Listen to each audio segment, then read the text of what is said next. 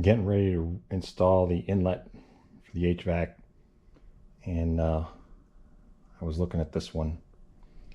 You can see it's cracked from the crash.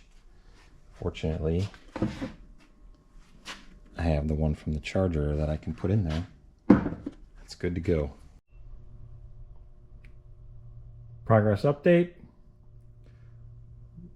The HVAC is bolted in. Things are starting to come together. We have master cylinder and brake booster installed. That wasn't without its own little drama, as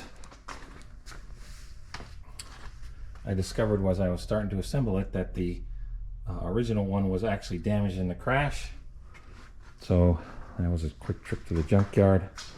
All the welding is done, I believe. I just put a little bit of primer on those and I'll touch them up. Hopefully the trim is going to hide most of that, so it doesn't really matter what I put on it. Up next is dashboard time, and here's the old dash pad. There's the new dash pad, which I think is in pretty good shape. I only cleaned a little bit of it, but it looks like it's going to clean right up. So fortunately, Dodge made this integral with the dash. If this was just a little panel, it could be easily replaced, but that's not the way they did it. This is the junkyard dash structure. My original plan was to take that dash pad off and put it onto this one so that I wouldn't have to transfer the wiring harness, because you can see it's connected in about 17 different places, maybe more. And I figured, the wiring harness on this one has been modified in several places, so I'm not at all confident it's together. So I was just going to put this one on to avoid risk. So I wanted to use this frame, and I thought, oh, this frame will be okay, but this one here is pushed in far enough that it doesn't line up with the chassis, and same with these bolts here, did not line up with the chassis real good. So obviously I've made some improvements in the shape of the car to the point where this damaged one won't fit. I did test fit this one yesterday, and I put all the bolts in. It lines up just fine. These are just a little wide yet, but I think that'll draw down quite easily with the bolts. So next step is transfer all the wiring from this over this, get the ducting back on, get the dash pad back on, get ready to put it in the car.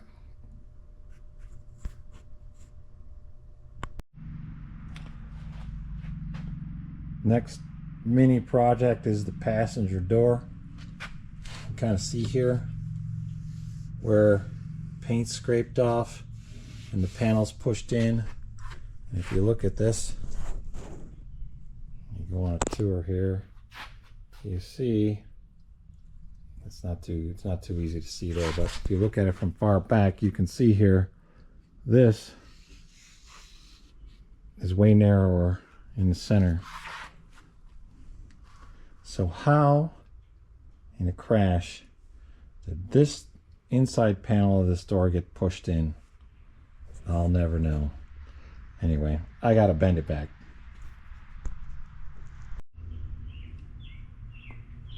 Couple other quick updates. I've been busy with my expanding foam, replacing what I took out there, inside here, also in here and here. Also fixed the dead pedal. It was broken. I was going to use the one from the Charger, but for reasons I can't explain, it's also broken.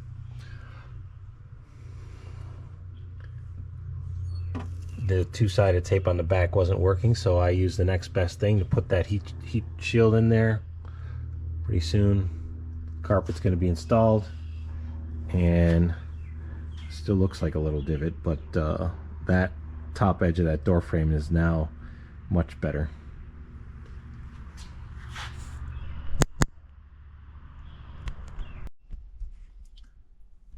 Today's activity is side curtain airbag installation. I've got both of the bags in place. This one is pretty much done. I just got to finish reattaching everything. In order to get the bags out, you almost have to loosen up the headliner so that you can get up in here and get the bolts. There's not a lot of room up in there, and these bolts have got a lot of resistance to come out, so I wanted to fit the air ratchet in there, which worked quite nicely. But in order to do that, I had to take these things off. So they're out. You can kind of see the damage there from when the airbag went off. It actually, this is that little hook in the back for hanging clothes, and it actually tore the headliner. Good thing that I'm not trying for 100% perfect on this car. I'd probably be buying a headliner right now. Anyway, quite the stack of tools needed to get this done, but progress is being made. As you can see, I got the dash all assembled and it is in the car. I ended up having to take I used the frame and the cover from the junkyard dash, and the wiring harness I took from the car. The junkyard dash had the wiring harness had been cut up to add some different components. I still don't know what they were, but I decided I didn't want to risk having any problems with that. Plus, this dash was you can't see it here. It was made in 2019, so I'm assuming it's a 2020 model. Who knows what they changed in the wiring harnesses between those years. So that's all in here. Was able to then install the steering column.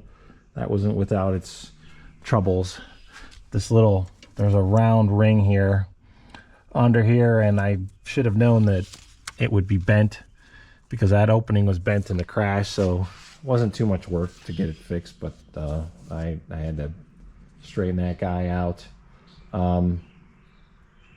So pretty soon here I'm going to be putting the windshield in.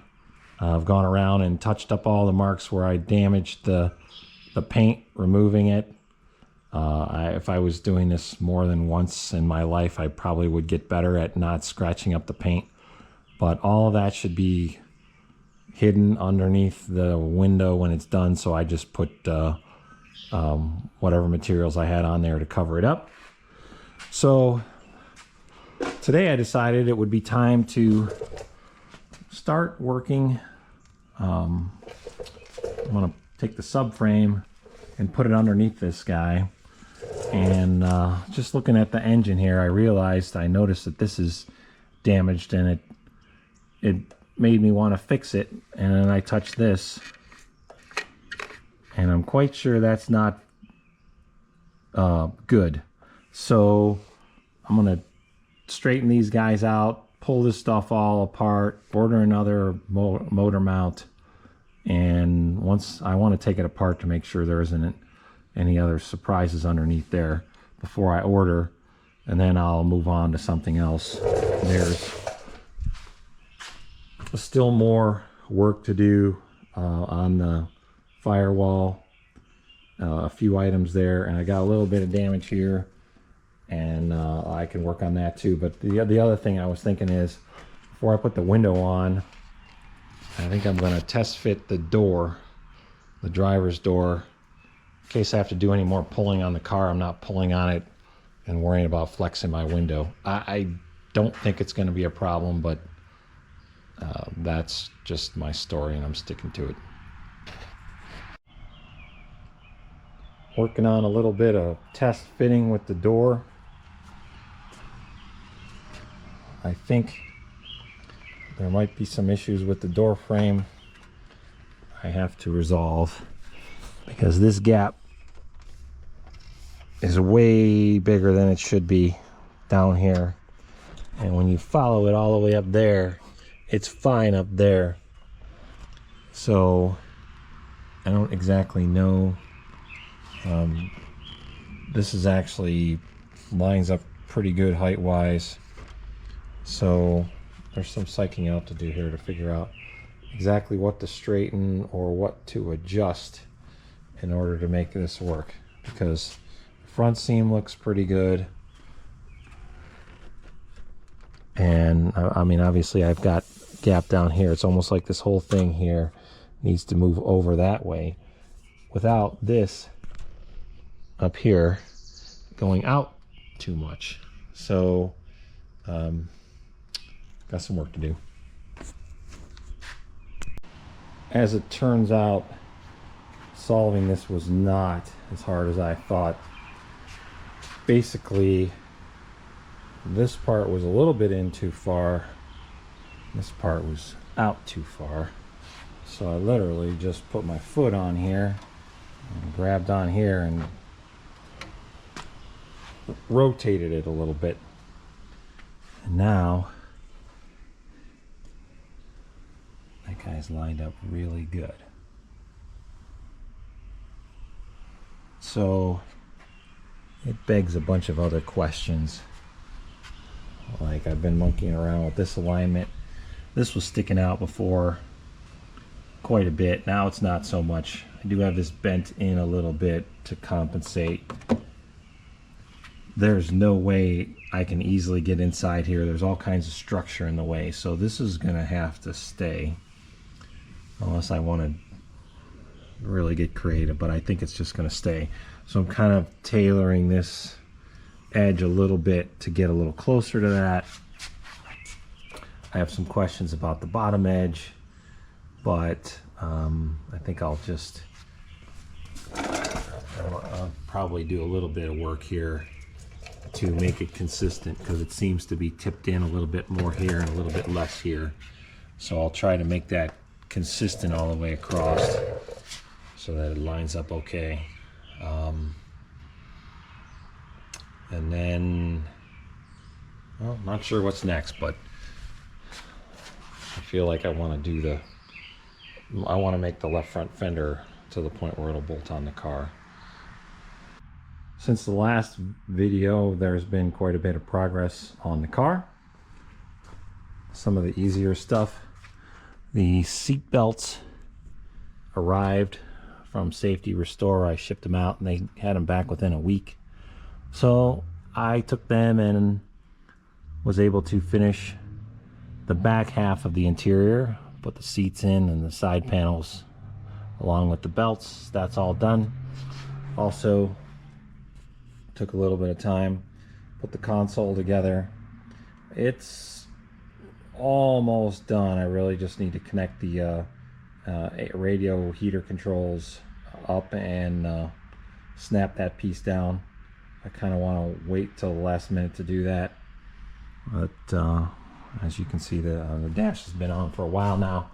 But also took the opportunity to fit the door. There was a little bit of work to get it to latch so that it opens and closes freely. I still have clearance issues up here, and it's because I've been working on this fender. So I'm not going to open the door right now, but the door does open and close real nice. This fender was really crumpled up. It had a bend here where it was literally folded here, where it was literally folded over on itself, and this whole section was mashed flat. You can kind of see the pattern of the wall coming up onto the hood here. It's more obvious on the other side, where you can see this pattern just kind of goes right up here into the hood. So I also been working on this fender. This fender I think is probably 95% lined up. You see I got a decent hood gap here. I'm still way too tight on this side, and I'm 90% confident that the fender itself needs to be rebent. This section here, all in here, needs to go in, enabling all of this piece to come out. And you can kind of see I can move it there, but I need to make that more permanent. It's a work in progress. So also we're still a little wavy here on this body line in a couple spots, and I'll probably try to do some things. I've got blue tape on there in several places where there's items I need to address next time I take the fender off. Kind of want to start with the top so that I'm not bending and moving things around down there and then ending up having to redo it. So it'll be interesting to see how this all washes out. I feel like once this whole thing shifts to the left, that'll give me clearance here to be able to push this down, and hopefully it'll come in somewhat close. There may be some additional massaging of the metal there. These yellow tape marks are places where I was wanting to take the hammer to the metal. I don't want to destroy the paint if I can help it, so that's what that's about. Let's see. The other thing I got in is, and the engine compartment's getting considerably busier here, but last night I started the install of the brake lines. When I was reviewing my videos, my pictures I took, I realized that I removed the engine with those in place. So, because the whole thing will slide pretty much underneath and then up. So I went ahead and put the ABS module in and connected it up and redid the brake lines. I had to replace, I pretty much replaced every single one of them from my Charger donor car. These were bent over there, and the left front was torn off. The right front was twisted. It probably could have worked, but I just figured I have it, so I just replaced all of them. And you can see